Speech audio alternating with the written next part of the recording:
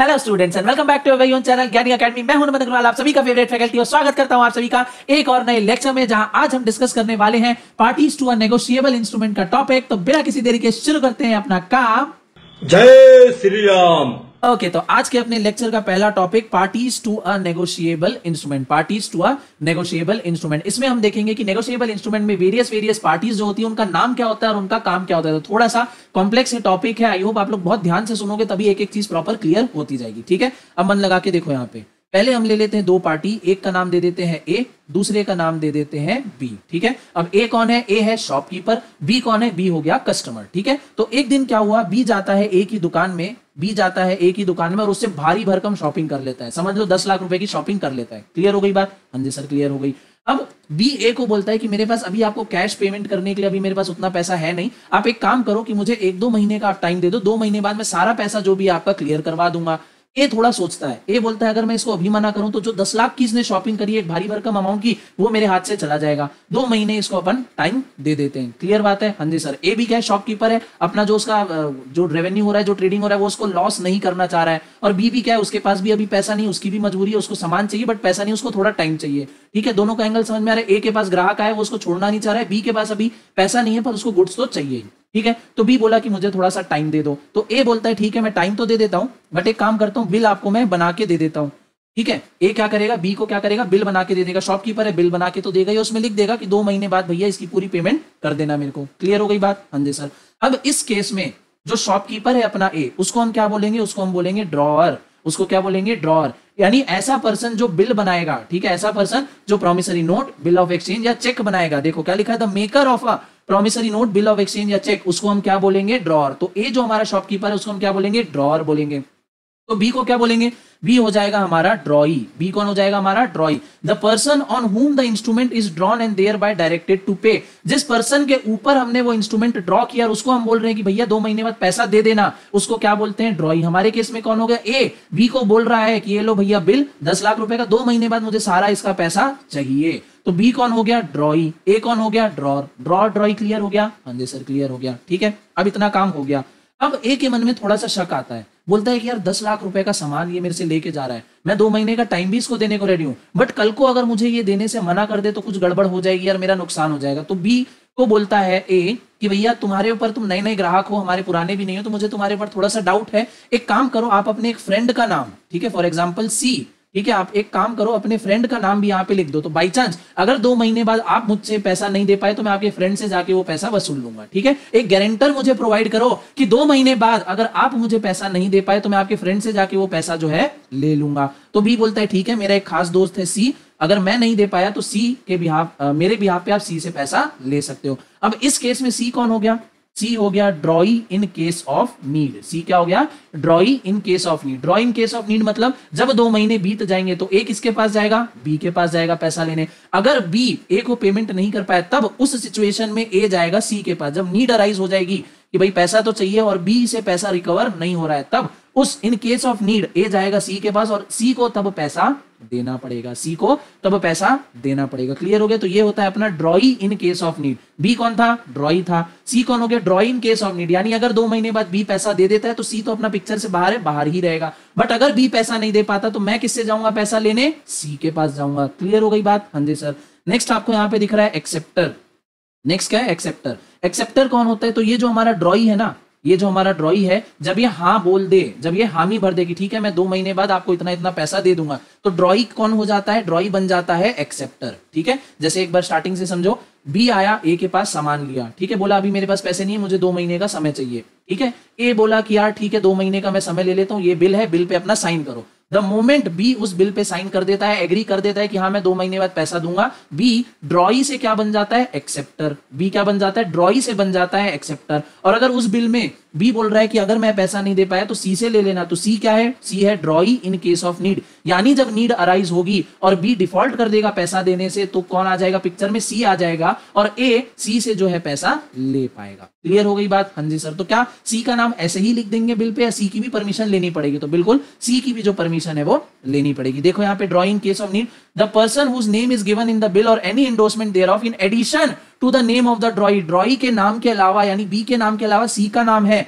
Who should be resorted to in case of need, जिसके पास हम जाएंगे नीड के केस में, ठीक है। Where a drawee in case of need is named in bill of exchange or any endorsement thereon, the bill of exchange is not dishonored unless it has been dishonored by such drawee, ठीक है। क्या बोल रहे हैं यहाँ पे कि जब तक ड्रॉई इन केस ऑफ नीड, जब तक ड्रॉई इन केस ऑफ नीड मना नहीं कर देता है पैसा देने से, तब तक वो बिल क्या है, डिसऑनर्ड हो गया, ऐसा नहीं होगा, ठीक है। बिल डिसऑनर्ड नहीं माना जाएगा, कब तक, जब तक ये सी खुद है पैसा देने से मना ना कर दे। जैसे ए बी के पास गया पैसा देने मांगने, बी ने पैसा देने से मना कर दिया, तो क्या बिल डिसऑनर हो गया, क्या नहीं, क्यों, क्योंकि अभी भी हमारे पास सी वाला ऑप्शन पड़ा है। ए जाएगा सी के पास, सी ने दे दिया पैसा, काम खत्म, क्लियर है। अब मान लो कोई ऐसा बिल है जहां पे ड्रॉई इन केस ऑफ नीड है ही नहीं, ड्रॉई इन केस ऑफ नीड है ही नहीं, ए गया बी के पास, बी ने पैसा देने से मना कर दिया, तो बिल क्या हो गया, डिसऑनर्ड हो गया, बिल क्या हो गया, डिसऑनर्ड हो गया। पर मान लो उस बिल में ड्रॉई इन केस ऑफ नीड का नाम है, ए गया ड्रॉई के पास, ड्रॉई ने पैसा देने से मना कर दिया, तो क्या बिल डिसऑनर्ड हुआ, नहीं हुआ। जब तक सी नहीं मना करेगा तब तक डिसऑनर नहीं होगा, ठीक है। A drawee in case of need में accept and pay the bill of exchange without previous protest, बिना प्रीवियस प्रोटेस्ट के यानी बिना नोटिंग वगैरह के जो drawee in case of need है वो पैसा दे सकता है, एक्सेप्ट कर सकता है कि हाँ चलो मैं दे देता हूं पैसा, क्लियर हो गई बात, हाँ जी सर। तो drawer, ड्रॉई, ड्रॉई in case of need और एक्सेप्टर अपना हो गया यहाँ पे। पेई क्या है फटाफट डिस्कस कर लेते हैं। पेई यानी ऐसा पर्सन जिसको पैसा मिलने वाला है, अब वो ड्रॉअर भी हो सकता है, कोई थर्ड पर्सन भी हो सकता है। जैसे अपने एग्जांपल में ए कौन है, स्टार्टिंग में है ड्रॉअर, जब बिल एक्सेप्ट हो गया वो क्या बन जाएगा, पेई, यानी उसको पैसा लेना है, तो ड्रॉअर भी क्या हो सकता है, पेई बन जाएगा बाद में, पर अलग भी हो सकता है। जैसे ए बोल दे बी को कि 2 महीने बाद एक काम करना, मेरा एक फ्रेंड है डी, मुझे नहीं पैसा देके तुम उसको डायरेक्ट पैसा दे देना, मैं समझ जाऊंगा कि मुझे पैसा मिल गया। तो पे यानी कोई भी ऐसा पर्सन जिसको पैसा मिलने वाला हो, जरूरी नहीं है कि वो ड्रॉअर ही हो, कोई और पर्सन भी पे हो सकता है, ठीक है। Payee is the person to whom the amount is payable which may be the drawer himself और एनी अदर पर्सन, जो ड्रॉअर खुद भी हो सकता है और कोई दूसरा पर्सन भी हो सकता है, क्लियर बात है, हाँ जी सर। आते हैं एक्सेप्टर फॉर ऑनर पे, एक्सेप्टर फॉर ऑनर। सबसे पहले एक्सेप्टर क्या होता है, तो एक्सेप्टर यानी ऐसा पर्सन, ठीक है, जब ड्रॉई उस बिल को एक्सेप्ट कर लेता है कि हाँ मैं एग्री करता हूं, मैं आपको पैसा दे दूंगा, उसको बोलते हैं एक्सेप्टर, ठीक है। ड्रॉई क्या बन जाता है, एक्सेप्टर बन जाता है। अब एक्सेप्टर फॉर ऑनर क्या है, थोड़ा सा हल्का स्लाइट वेरिएशन है, क्या है देखो, person accepting bill of exchange which has been noted or protested for non acceptance for better security supra protest for honor of the drawer or one of the endorser, acceptor for honor must specify as to whose honor he is accepting the bill of exchange, otherwise it shall be deemed to be made for the honor of the drawer। क्या बोल रहे हैं यहाँ पे, acceptor for honour एक ऐसा person है जो बिल ऑफ एक्सचेंज को एक्सेप्ट कर रहा है जिसकी पहले नोटिंग या प्रोटेस्टिंग हो चुकी है। नोटिंग या प्रोटेस्टिंग मतलब जब बिल डिसऑनर हो जाता है, यानी बी ने तो मना कर दिया कि भैया मैं पैसा दूंगा नहीं, तो क्या ए जिसने 10 लाख का सामान बेचा है वो चुपचाप बैठ जाएगा कि वो पैसा नहीं दे रहा, वो क्या करेगा, नोटरी वाले के पास जाएगा, उसको नोटरी करवा लेगा कि भैया हमारे बीच में ऐसा ऐसा एग्रीमेंट हुआ था, अब बी ने पैसा देने से मना कर दिया है, ये रहा प्रूफ। नोटरी वाले उसको नोटरी कर देंगे और फिर ए प्रूफ के साथ चले जाएगा कोर्ट में, ए प्रूफ के साथ चले जाएगा कोर्ट में और बोलेगा कि हमारे बीच में ऐसी ऐसी बात हुई थी, ये उसका बिल है, इसको प्रॉपर्ली गवर्नमेंट ऑफिशियल्स ने वेरीफाई किया है, अब आप इनसे मेरा पैसा निकलवाइए, क्लियर हो गई बात, ठीक है। तो उस केस में जो नोटरी हम करवाते हैं उसके लिए कुछ चार्जेस देने पड़ते हैं, उसको क्या बोलते हैं, नोटरी चार्जेस या प्रोटेस्टिंग वगैरह बोलते हैं, ठीक है। नोटेड या प्रोटेस्टेड जो यहाँ पे है, यानी बिल जो है डिसऑनर हो चुका है, उसको हम नोटरी वाले के पास ले जाके चार्जेस वगैरह पे करके वहां पे स्टैंप वैम्प लगवा चुके हैं, उनको बात बता चुके हैं, उसको क्या बोलते हैं, नोटेड या प्रोटेस्टेड। तो कोई भी ऐसा पर्सन जो बिल ऑफ एक्सचेंज को एक्सेप्ट कर रहा है, जो बिल ऑफ एक्सचेंज को एक्सेप्ट कर रहा है, जो पहले से ही डिसऑनर हो चुका है और उसकी नोटरी वगैरह हो चुकी है, फॉर नॉन एक्सेप्टेंस और better security for the honour of the drawer और one of the endorsers, for honour of the drawer और वन ऑफ द एंडोर्सर्स, उसको हम क्या बोलेंगे, एक्सेप्टर फॉर ऑनर। यानी ए और बी है, ए और बी के बीच में ट्रांजैक्शन हुआ, बी ने पैसा देने से मना कर दिया, ए पहुंच गया भैया कोर्ट में नोटिंग वोटिंग करवाने के बाद, अब बी के ऊपर बात आ गई, बी बोला कि भैया अभी थोड़ी सी तंगी चल रही है मार्केट में, मेरा नाम ना खराब हो जाए, तो बी फोन करके बुलाता है अपने फ्रेंड ई को, बी बुलाता है ई को कि यार देख मेरी इज्जत का सवाल है, एक काम कर दे प्लीज, तू अभी इस बिल का जो पेमेंट है वो कर दे, बाद में अपन हिसाब समझ लेंगे। तो ई पिक्चर में पहले था नहीं, ठीक है, ई तो दूर दूर से कहीं रिलेशन नहीं था, जब बिल डिसऑनर हुआ उसके बाद ई पिक्चर में आया, किसके लिए, बी की इज्जत बचाने के लिए और ए को पैसा देने के लिए। उस केस में ई कौन है, एक्सेप्टर फॉर ऑनर, ई कौन है, एक्सेप्टर फॉर ऑनर, यानी अब जो बिल का पैसा है वो ई करेगा ए को, या जिसके पास भी वो बिल होगा, ठीक है, उसको ई जो है वो पैसा देगा। तो इस केस में ई कौन है, एक्सेप्टर फॉर ऑनर। ध्यान रखना drawee in case of need का नाम बिल में पहले से रहेगा, ठीक है। बिल तब तक डिसऑनर नहीं माना जाएगा जब तक ड्रॉई इन केस ऑफ नीड मना ना कर दे। बट एक्सेप्टर फॉर ऑनर कौन है, बिल एक बार डिसऑनर हो चुका है, उसकी नोटिंग प्रोटेस्टिंग हो चुकी है, अब ऑनर के लिए इज्जत बचाने के लिए ई जो है पिक्चर में आया है और ए को वो पैसा दे देगा, क्लियर है। Acceptor for honour must specify as to whose honour he is accepting the bill, अब ई को बताना पड़ेगा किसके लिए जो है बिल को एक्सेप्ट कर रहा है, otherwise it shall be deemed to be made for the honour of the drawer, ठीक है। पेई हो गया, एक्सेप्टर फॉर ऑनर हो गया, होल्डर। होल्डर कौन है? Any person entitled in his own name to the possession thereof and to receive or recover the amount due thereon from the parties thereto, where the instrument is lost or destroyed, its holder is the person so entitled at the amount of such loss or destruction. Holder यानी simple जिसके पास भैया वो bill है, ठीक है, यानी कागज जिसके पास है, उसके पास उसका टाइटल है, पोजेशन है, वो कौन हो गया? होल्डर हो गया। कोई भी ऐसा पर्सन जिसके पास वो बिल है, बिल का उसका प्रॉपर उसके पास ओनरशिप है, वो कौन हो गया? होल्डर हो गया उस बिल का, ठीक है, वो कौन हो गया? होल्डर हो गया उस बिल का। क्लियर बात है? हाँ जी सर, ये थी सारी पार्टीज टू अ कॉन्ट्रैक्ट। नीचे है अपना parties to a negotiable instrument. नीचे अपने पास नेक्स्ट टॉपिक है capacity to become a party. Capacity to become a party. अब ये जो नेगोशिएबल इंस्ट्रूमेंट की पार्टी है, कौन कौन बन सकता है, कौन कौन नहीं बन सकता है, पढ़ते हैं इसको। A person competent to a contract can become a party to a negotiable instrument if a party who makes, draws, endorses or negotiates a negotiable instrument is incompetent to do so, the agreement is void as against him। ठीक है, क्या बोल रहा है? कोई भी ऐसा person जो एक लीगल कॉन्ट्रैक्ट में एंटर हो सकता है, कोई भी ऐसा पर्सन जो लीगल कॉन्ट्रैक्ट में एंटर हो सकता है, वो नेगोशिएबल इंस्ट्रूमेंट की पार्टी बन सकता है। कोई भी ऐसा पर्सन जो किसी भी टाइप का कॉन्ट्रैक्ट नहीं कर सकता है, वो नेगोशिएबल इंस्ट्रूमेंट में भी अपना हिस्सेदारी नहीं रख सकता, ठीक है, वो नेगोशिएबल इंस्ट्रूमेंट में भी आगे नहीं आ पाएगा। अगर वो आगे आता है, अगर वो नेगोशिएबल इंस्ट्रूमेंट एक्सेप्ट करता है, ड्रॉई बन जाता है, ड्रॉई इन केस ऑफ नीड बन जाता है, कुछ भी बन जाता है, तो वो जो एग्रीमेंट हुआ है वो क्या है? वॉइड हो जाएगा। वो एग्रीमेंट क्या है? वॉइड हो जाएगा, यानी खारिज कर देंगे एक तरीके से, ठीक है। जिन लोगों ने कॉन्ट्रैक्ट एक्ट पढ़ा है, आपको अच्छी तरीके से पता है वॉइड का मतलब क्या होता है। क्लियर है? जिन्होंने नहीं पढ़ा है समझ लाओ, एक तरीके से उसको वॉइड कर दिए, उसको खत्म कर दिए, खारिज कर दिए। क्लियर बात है? कोई भी ऐसा पर्सन जो कॉन्ट्रैक्ट कर सकता है वो नेगोशिएबल इंस्ट्रूमेंट में पार्टी बन सकता है, जो कॉन्ट्रैक्ट नहीं कर सकता वो पार्टी नहीं बन सकता। अगर फिर भी वो पार्टी बन जाता है तो उस केस में वो नेगोशिएबल इंस्ट्रूमेंट वॉइड हो जाएगा, वो नेगोशिएबल इंस्ट्रूमेंट वॉइड हो जाएगा। क्लियर बात है? हाँ जी सर। आगे, but the contract is still valid against the other parties competent to contract. The condition under which certain categories of person like a minor, corporate body, agent and legal representative can be a party to a negotiable instrument are as under। क्या बोल रहा है आगे कि वो जो contract है वो स्टिल बाकी पार्टीज के लिए वैलिड रहेगा जो कंपीटेंट टू कॉन्ट्रैक्ट है। मतलब नेगोशिएबल इंस्ट्रूमेंट है, उसमें 3-4 पार्टी है, सिर्फ एक पार्टी है जो कंपीटेंट टू कॉन्ट्रैक्ट नहीं थी बट वो आ जाती है, तो उसके लिए वो एग्रीमेंट जो है, वो कॉन्ट्रैक्ट जो है वो वॉइड हो जाता है, बट बाकी पार्टी के लिए वो स्टिल वैलिड रहेगा। क्लियर बात? हाँ जी सर। अब अपन देखने वाले हैं कुछ ऐसी कंडीशन, जिस केस में कोई भी माइनर, ठीक है, कोई भी कॉर्पोरेट बॉडी, एजेंट या लीगल रिप्रेजेंटेटिव, कोई भी माइनर, कॉर्पोरेट बॉडी, एजेंट या लीगल रिप्रेजेंटेटिव एक नेगोशिएबल इंस्ट्रूमेंट की पार्टी बन सकता है, एक नेगोशिएबल इंस्ट्रूमेंट की पार्टी बन सकता है। अदरवाइज इन लोग पार्टी नहीं बन सकते हैं, but in certain following cases में, ये क्या एक्सेप्शंस है, इन केसेस में इन लोग पार्टी बन सकते हैं। सबसे पहला है माइनर। माइनर क्या है? Minor person is not competent to contract. अगर आपने कॉन्ट्रैक्ट एक्ट पढ़ा है तो आपको पता है कि कोई भी ऐसा पर्सन जिसकी एज 18 ईयर से कम है, वो किसी भी टाइप का कोई भी कॉन्ट्रैक्ट अकेले सोल अपने दम पे नहीं कर सकता, ठीक है। तो जब वो कॉन्ट्रैक्ट ही नहीं कर सकता तो वो नेगोशिएबल इंस्ट्रूमेंट की पार्टी भी नहीं बन सकता, क्योंकि हमने ऊपर पढ़ा है कि जो पर्सन कॉन्ट्रैक्ट में एंटर नहीं कर सकता वो नेगोशिएबल इंस्ट्रूमेंट की पार्टी नहीं बन सकता। तो सेम माइनर के लिए कि माइनर क्या है? कॉन्ट्रैक्ट करने के लिए कॉम्पिटेंट नहीं है, बट फिर भी वो नेगोशिएबल इंस्ट्रूमेंट में पार्टी बन सकता है। किस केस में? पढ़ेंगे अभी।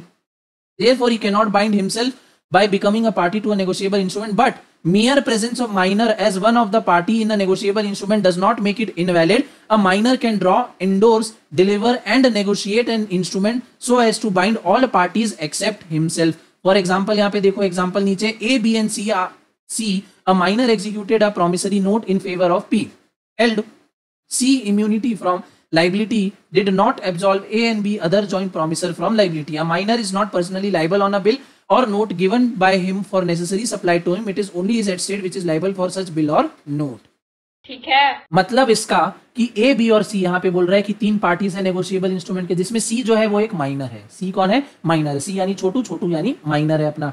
अब बोल रहा है कि इनके बीच में नेगोशिएबल का तो काम हो गया, तो क्या सिर्फ C के माइनर हो जाने से क्या A और B की भी जो लायबिलिटी है वो खत्म हो जाती है? क्या नहीं, A और B के लिए वो चीजें वैलिड रहेंगी, बस C क्या एक पार्ट है उसका, बट उसके ऊपर कोई भी लायबिलिटी नहीं आएगी। क्या बोल रहा है? Held C immunity from liability did not absolve A and B, यानी C के ऊपर तो कुछ नहीं आएगा। इसका ये मतलब नहीं है कि A और B के लिए भी वो काम वहां पे खत्म हो गया, नहीं, A और B को तो अपनी जो ड्यूटीज है वो फुलफिल करनी पड़ेगी। Other joint promises from its liability. Clear बात? हाँ जी सर। आगे, कॉर्पोरेशन, कोई भी बॉडी कॉर्पोरेट, तो कोई भी corporation can be a party to a negotiable instrument if it is authorised by its article of association, otherwise it can not. ठीक है, किसी भी कंपनी के अगर आर्टिकल ऑफ एसोसिएशन में परमिशन है कि वो एक नेगोशिएबल इंस्ट्रूमेंट की पार्टी बन सकते हैं तो वो एक पार्टी बन सकते हैं, अदरवाइज नहीं बन सकते। अगर किसी कंपनी के आर्टिकल ऑफ एसोसिएशन में ये नहीं लिखा है तो वो नेगोशिएबल इंस्ट्रूमेंट में कोई भी पार्टी नहीं बन पाएंगे। सिंपल, ठीक है। ओके, तो आते हैं पॉइंट नंबर 3 पे। पॉइंट नंबर 3 अपना एजेंट का क्या बोल रहा है ये, तो as per section 27 an agent can bind his principal by acting on his behalf only in a manner in which he is duly authorized to become a party to a negotiable instrument, otherwise he becomes personally liable।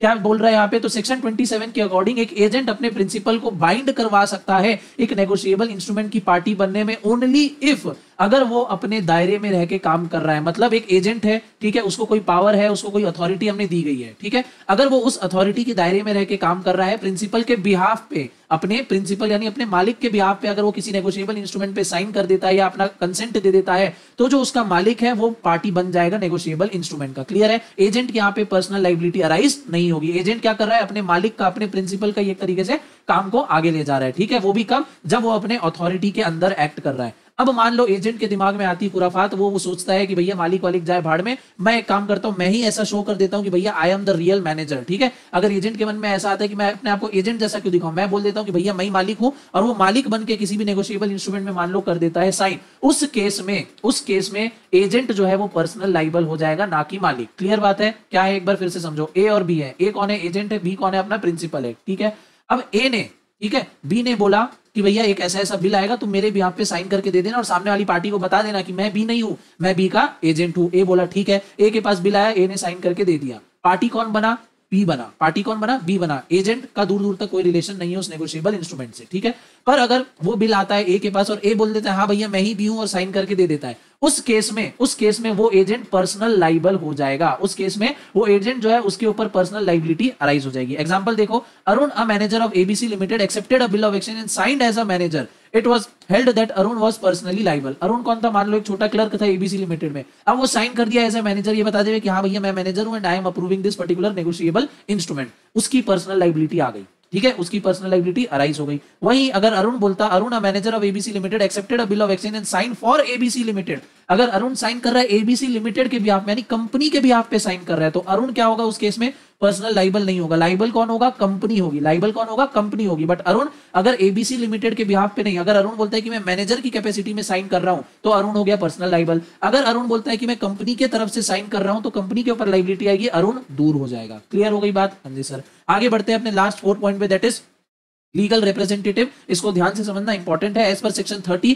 A legal representative of a deceased person यानी ऐसा person जिसकी death हो चुकी है, who signs his name to a negotiable instrument incurs personal liability unless by clear words he limits his liability to the extent of the assets of the deceased received by him as a legal representative। क्या बोल रहा है section 30 के हिसाब से, जो legal representative है, legal representative किसका, किसी डिसीज्ड पर्सन का, अगर वो साइन कर देता है किसी भी नेगोशिएबल इंस्ट्रूमेंट में तो वो पर्सनली लाइबल हो जाएगा। वो क्या हो जाएगा, पर्सनली लाइबल। बट अगर वो लीगल रिप्रेजेंटेटिव बता देता है, अगर वो क्लियर वर्ड्स में बता देता है कि मेरे जो लाइबिलिटी है वो वहीं तक सीमित है जहां तक के एसेट्स मुझे उस डिसीज्ड पर्सन से मिले हैं, ठीक है, मेरी लाइबिलिटी सिर्फ उतनी होगी जितना मुझे उस डिसीज पर्सन से एसेट मिले और मैं उनके बिहाफ में साइन कर रहा हूं, तो उस केस में जो लीगल रिप्रेजेंटेटिव है वो पर्सनली लाइबल नहीं होगा, यानी उसके पर्सनल एसेट जो है वो सेफ रहेंगे अगर बिल जो है डिसऑनर वगैरह हो जाता है तो, ठीक है। अब अगर वो ऐसा नहीं बोलता है, अगर वो बोलता है कि ठीक है भैया मैं ये अपना साइन कर दिया और ये नहीं बता रहा है कि मैं लीगल रिप्रेजेंटेटिव हूं, मैं डिसीज पर्सन नहीं हूं, ठीक है, अगर वो ऐसा नहीं बताता है